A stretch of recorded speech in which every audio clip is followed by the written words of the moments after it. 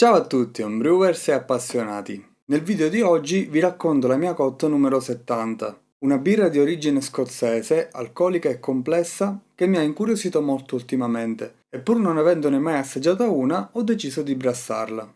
La birra in questione è la We Heavy.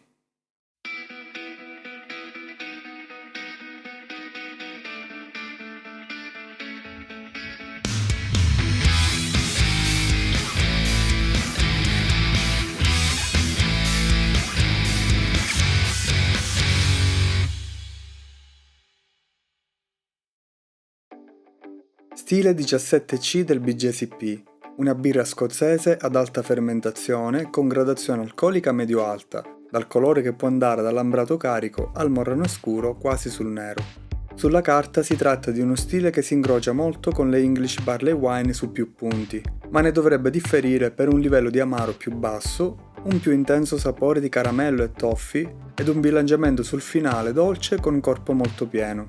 Mentre il Barley Wine può avere un finale meno dolce e con meno corpo percepito e un carattere alcolico leggermente più spiccato. Ma i range sono molto ampi per entrambi gli stili, per cui su molti aspetti si possono appunto incrociare. Essendo una birra ad alta OG di solo malto, per semplificare ho programmato un batch da 12 litri, seguendo un ammostamento normale con un rapporto acqua-malti standard, ma senza prevedere sparge. Quindi è come se io facessi un ammostamento per 23 litri di birra a gradazione standard media, senza poi fare il risciacquo, quindi portando in bollitura un mosto già molto denso che si concentrerà ulteriormente in bollitura, ma con un volume finale dimezzato. È un metodo abbastanza semplice per produrre birra ad alta OG senza sovraccaricare troppo l'impianto e senza ricorrere a procedure più lunghe. Come grist ho previsto 75% di malto pale varietà Mary Sotter, 19% di malto Munich. Come malti speciali 5% di malto melanoidin per simulare un po' le lunghe bolliture e aumentare il carattere maltato, e 1% di Carafa 3 della Weyermann per spingere il colore e dare un leggero tocco torrefatto che questo malto sa dare in modo abbastanza gentile rispetto ai black e chocolate e lo apprezzo molto per questo. Ho aggiunto tutti i 26 litri di acqua prevista in ricetta, aggiunto il cloruro di calcio e fatto il mash-in alla temperatura di 68 gradi.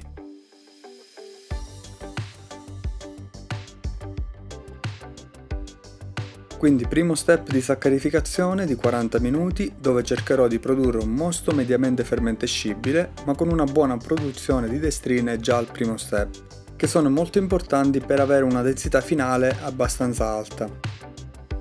Secondo step a 72 gradi per 20 minuti ed infine uno step di mash out di 10 minuti con ricircolo e griglia montata per la filtrazione.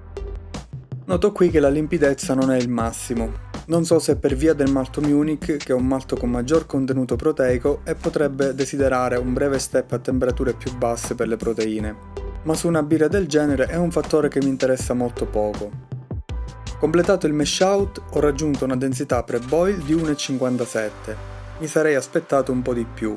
Con quasi 18 litri in bollitura avrò sicuramente una grande concentrazione del mosto con i 4 litri di evaporazione, ma non basteranno a raggiungere l'OG prevista. Quindi ho aggiunto 500 g di estratto di malto secco, che corrispondono al 9% del grist, e arriva a 1,67. Avendo utilizzato il melanoidin, vado di 60 minuti di bollitura e faccio la prima gettata di luppolo con 20 g di Challenger da 7% di alfa acidi, che cederà a 18 IBU. Negli ultimi 10 minuti 30 g di East Kent Goldings da 5,5% di alfa acidi, che cedono altri 6 IBU. Raffreddo e lascio agire il Protafloc che ho aggiunto negli ultimi 10 minuti, fino a vedere il mosto in superficie diventare quasi uno specchio.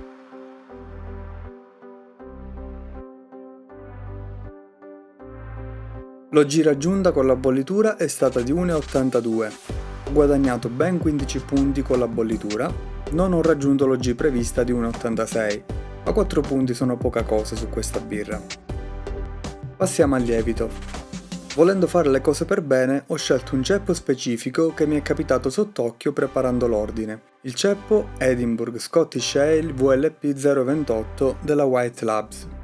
5 giorni prima della cotta ho fatto uno starter con 1,5 litri che mi permetterà di avere teoricamente 1,25 milioni di cellule per millilitro per grado plato, che è un tasso di inoculo adatto a birre ad alta fermentazione ad alta OG. Ho areato con agitatore per 2 giorni e mezzo e poi 2 giorni di freddo in frigo per far depositare la parte cremosa da inoculare.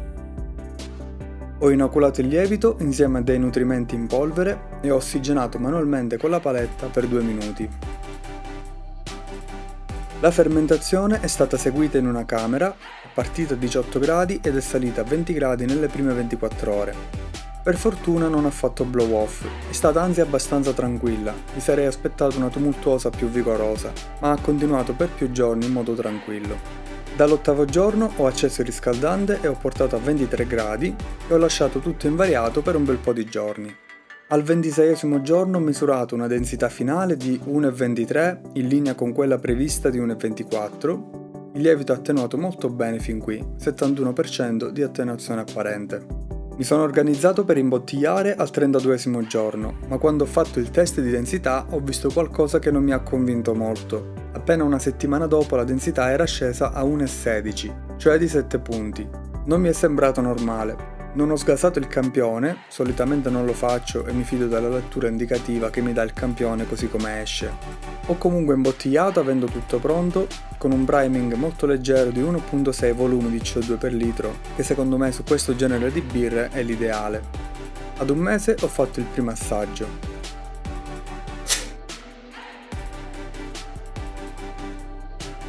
Come potete vedere dall'accenno di gushing in apertura e l'abbondante produzione di schiuma, non è esattamente la birra che avevo previsto.